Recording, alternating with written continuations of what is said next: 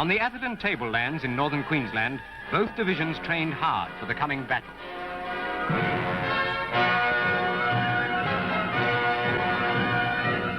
These 9th Division men are seasoned soldiers, toughened by more than 2 years in the Middle East. Now a new experience awaits them. The junction. We've got Bo, Aquachigger. Big star. Down under. Oh, big star, dude. Well, yeah, to a lot of people. Thanks for watching, everyone. We're going to go and dig some relics. Out about 6 inches down, I've got silver. Little, yes, it's a sheep of wheat threepence. Right, all that threepence it's got, it's a glorious 1942D Denver mint. We've found part of a dog tag. Guess what? Oh, look at that. That's a stainless steel identity disc, World War II. But Colleen's on a good 76 repeatable. She's got this Colleen and Bo heading downslope. We're doing well in here today. We've got some really good finds between the three of us. Okay, we've had a bit of lunch and a cold drink. We've moved to the other side of the hill, which has got a bit of a breeze, as you can see here. So, and the forest is a bit denser, there's a bit more shade. So we're going to spend a couple of hours on this side and down through there. You can hear Colleen in there somewhere. Bo's gone further deeper into the woods. Well, there's my next recovery. First one after lunch. Nice bit of brass buckle off World War II webbing. I'll clean that later when I can soak it. Actually, I think it may still have some of the canvas strapped there. You can see the tongue there, and it's the brass square buckle of a bit of shoulder strapping or something like that. We'll give that a clean and get some still shots. So this is one of those World War II camp chimneys built out of bush rock by the diggers of the 9th Division who were first in here. 7th Division came back from Northern New Guinea. 9th Division went up and relieved them, and then 7th Division came back here. So 2 infantry divisions camped all through this area. And this is the legacy today. Beautiful old bush rock fireplace. Would have been a mess tent, mess hall here, and a lot of men in the area. So that's why we're finding these relics. Righto, we're going to go with a live dig here where the point of the pick is. Got a nice 80 signal, and all I've done is pull the lead flitter back. So I'll show you that signal on the machine.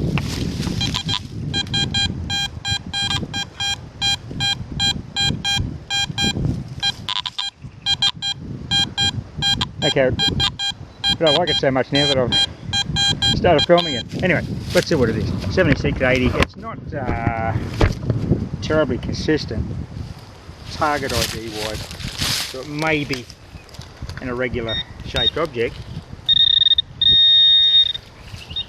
Let's have a look. Oh, it's a regular shaped object, alright, it's just a piece of tin. Oh no, this was a deep dig. Kind of jumping 70, high 70s, low 80s, and I've got a beautiful halfpenny. I'm not sure what year it is. It's pretty green, but oh, I can see it's a Commonwealth halfpenny. It's another old one. Matches that penny I got earlier on before lunch. So it's been pretty quiet after lunch. I haven't seen Bo and Colleen for a while. Actually, Bo's just down behind me in the scrub there. I don't want to go and have a bit of a conference to see what we've all found. So that's nice. Halfpenny on the board. I've just exposed the target. Lovely high tone 82, 83, and we get a penny just near the big tree in front of us here, a big black tree. Obviously the bushfires come through fairly often, but I'll get a date off that and give it a clean. Righto, there it is. I've got it up on the rock here. It's a 1943 kangaroo penny, King George VI. That was a very high tone, but you know, it's a lot of coin, isn't it, really? There's KG6 looking left and smiling in the sun. Coming up on Colleen here, she's got a reportable find, what we're calling this afternoon. Bo's on a dig, but he's going to come over and have a look, because I don't think he's seen anything of this description.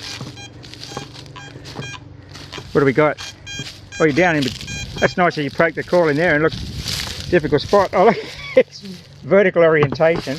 Yeah. It's a handle of a World War II spoon or fork. Yeah. Interesting. Well, we'll wait for Bo to come over and we'll do the reveal. Nice work. Right, we've moved over to the World War II dump site. We're going to do a bit of a joint dig here. It wasn't a joint dig. You were out there messing around. In the but then you started finding stuff, so I drifted into your territory. He goes, "Hey, Bo, you find anything?" I said, "Oh yeah, that was it." So I'm starting another hole there. So we've got enough delineation. No, you jump right in. Seriously, no, right here. That's yours. We'll double our chances. There's plenty over there, so enough for all to go around. Colleen will probably join in. So you're still in it over here? Yeah, I've got my report. The situation's this: we've got a penny and a key You would have seen that earlier on. That's a bit of a webbing buckle. Beau's pit's kind of bottomed out at about 8 inches and 9 inches down. But he's still persisting on the face. He's got a face running that way. I'm going to go that way. Now Going that way. want to drift that way. What are you, Colleen? What are you getting over there? Not a lot. I got that little bottle.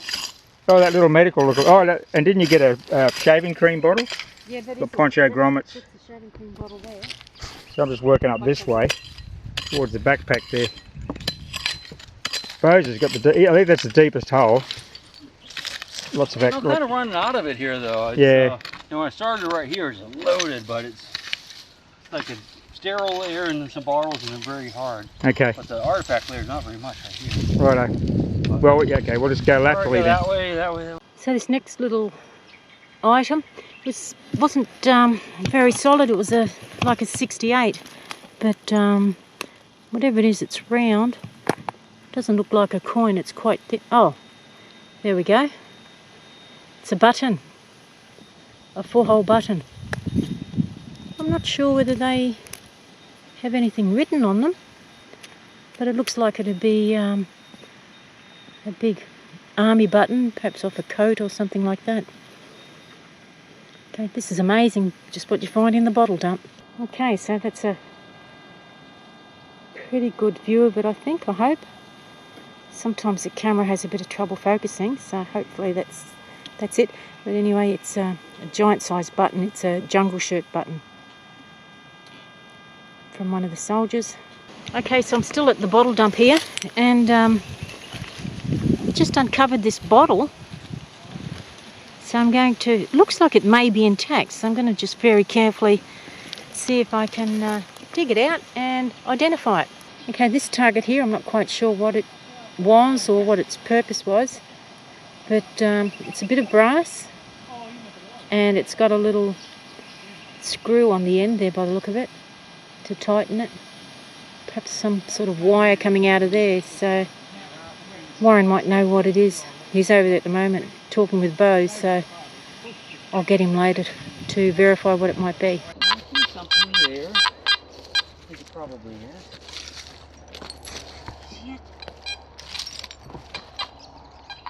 Okay, I'm not quite sure what this is, whether it's a bullet or... I'd have to clean it up to actually get a good look at that. It's quite conducted.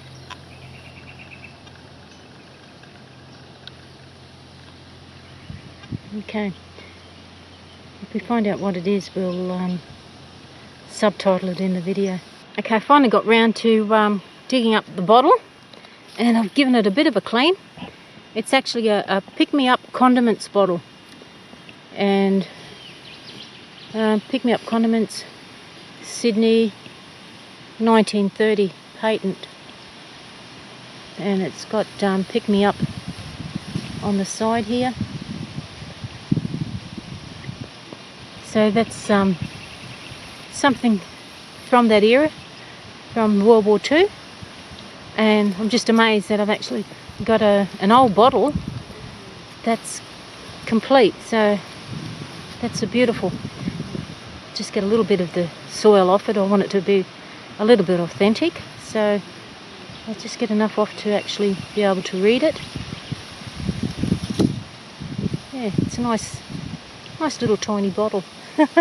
Okay, I haven't found any of these poncho grommets whole before, but this is the third one I've found in this area now.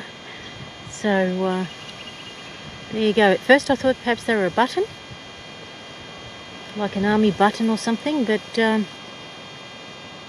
think they're just off the poncho, the army ponchos. So nice solid signal in the 60s, so it's always worth digging. Okay, you wouldn't believe this, now I found another one, so that's 4 of them. Never found the full poncho grommets before. Looks so much like a button, but anyway, it's not a button, and now I've got 4 of them. Okay, so this was a really solid 82. I'm not quite sure what it is. Looks a bit like a hose fitting, but probably just some, who knows. Well, it's getting late in the day and we're back across on the site we're on this morning. You can see this is a tent bench. I hope that's evident on the video. There's a bit of a batter there, and then there's a tent bench, and there's a batter, and then a tent bench up through the this open forest here. Now, where you can see the AT Max sitting there, I've got I've already started digging the hole, I'm sorry, but I've got an absolute ripper of a signal here. It's an 81, well, low 80s anyway. So we'll just go live from back here and see what we come up with. This is right inside the tent area.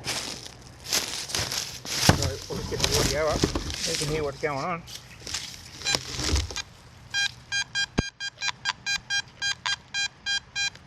In that middle of that scrape you can see that little bit of wood there, timber. We'll bring in the pinpointer, bring the Garrett into action. See if we can hear it. Ooh, no. It's a deep target then. Deeper than this one, the range of the pinpointer. Let's dig a big chunk out of here and gently pull it back. See if we can hear it with the Garrett now.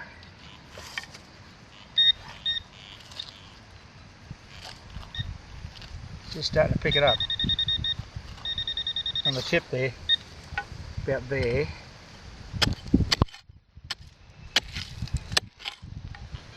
We'll go to this by hand, I think. It's all so hard and dry. Well, the object usually comes out in a clump. In a clump of clay or something.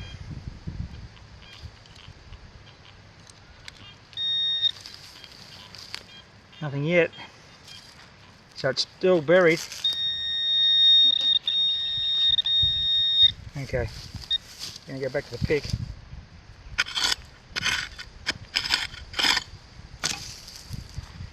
See if we can disturb it.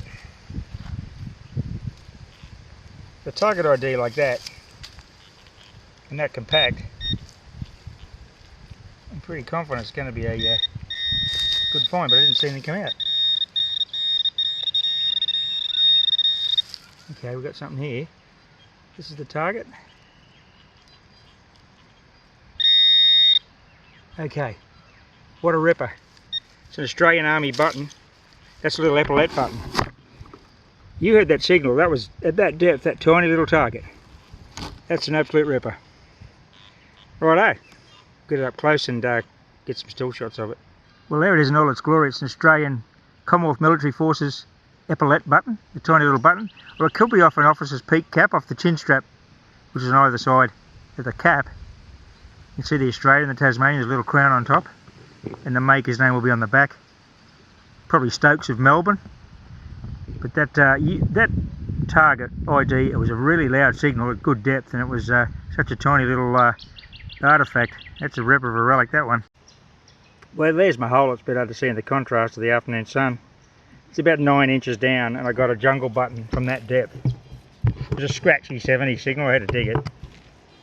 That's off an Australian Army jungle fatigues, I guess you call them. Big brass button. Well, I just got a really nice find under an upturned tree here, which I'll show you now. This is it. It's an Australian Army large uniform button. You can see the shank on the back. That'll be probably a Stokes, like that little one I just found. And it was there, just under that upturned tree. You can see where I've disturbed the soil there. So the tree roots have basically popped the button out. It was just below the surface. Let's have a look at it. Here we are. Just going to scrape this dry mud off. Might be able to see some of the details. So it'll be a Australian Military Forces button. No, I'm not going to get it clean here, am I? Anyway, you can see the shank, and the maker's name will be around the back. Big domed button. It's not flattened like some are. This looks great. So when we get it clean, we'll get some still pics. Okay, this was a very solid 76, 78. It was only about 4 inches down. I'm not sure what it is or what its purpose was, but it's obviously was used for something. There you go, I like this little find. Looks like it's perhaps like a roofing nail or something. but it's a square one. Yeah. That's what the head looks like. Yeah, the square brass nail. Okay, so it's nearing the end of the day now, and there's the hole. And here's my little surprise. Beautiful threepence. Oh, I'm excited. Yep. Oh, can't quite get the date there. Oops, dropped it. Let me see if I can get that to focus properly. Yeah. There, that's one side of it. That's the head.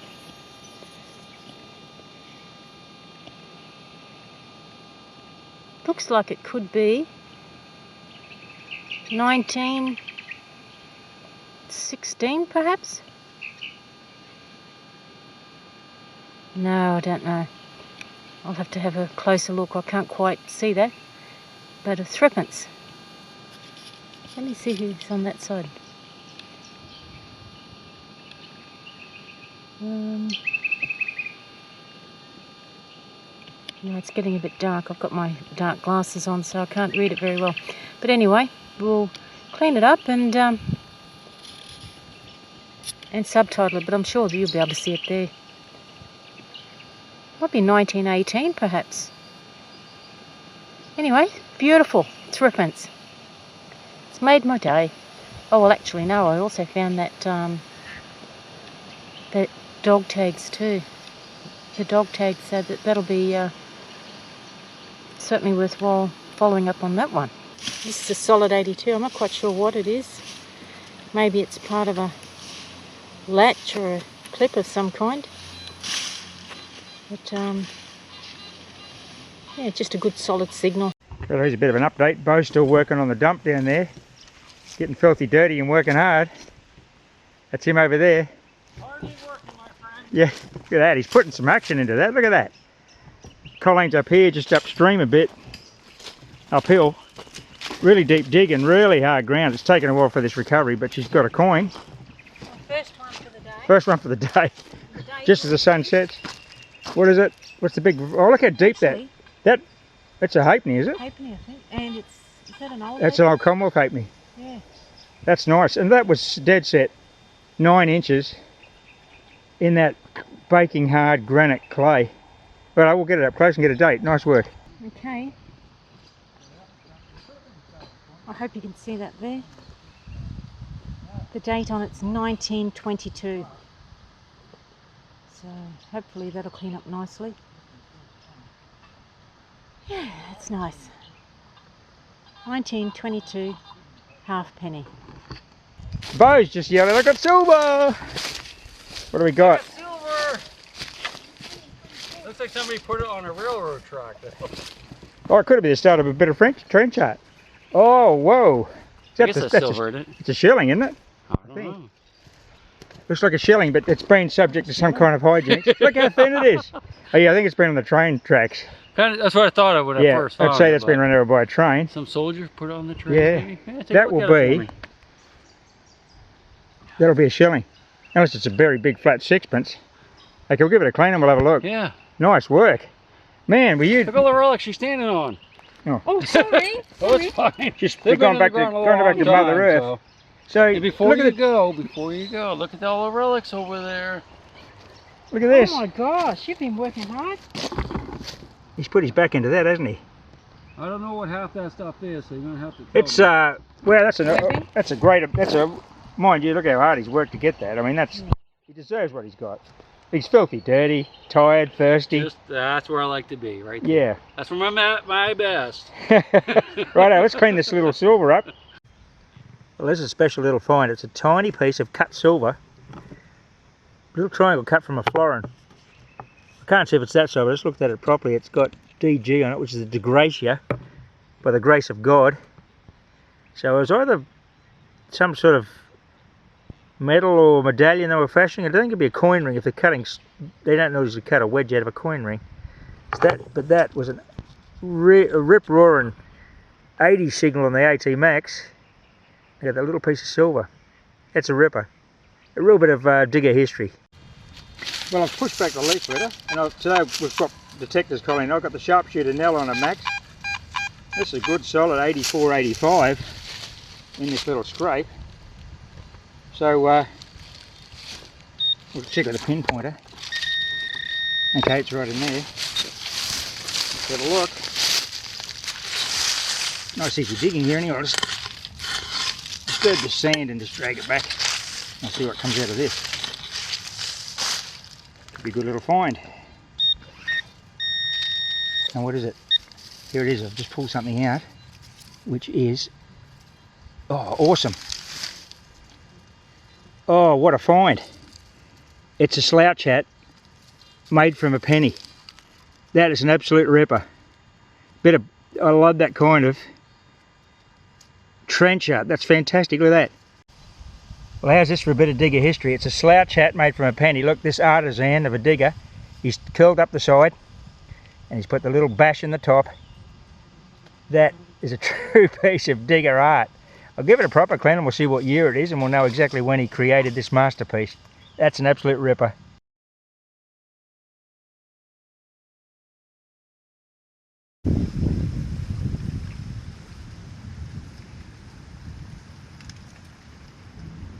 Righto, we've had a good little day in here. I've circled back to the old stone oven. I've been here many times. You've probably seen it in my previous videos. But we had a great day in here today with Bo, Aqua Chica and Colleen, of course. Everyone making great finds. Thanks for watching, everyone, and happy fossicking. Bye for now.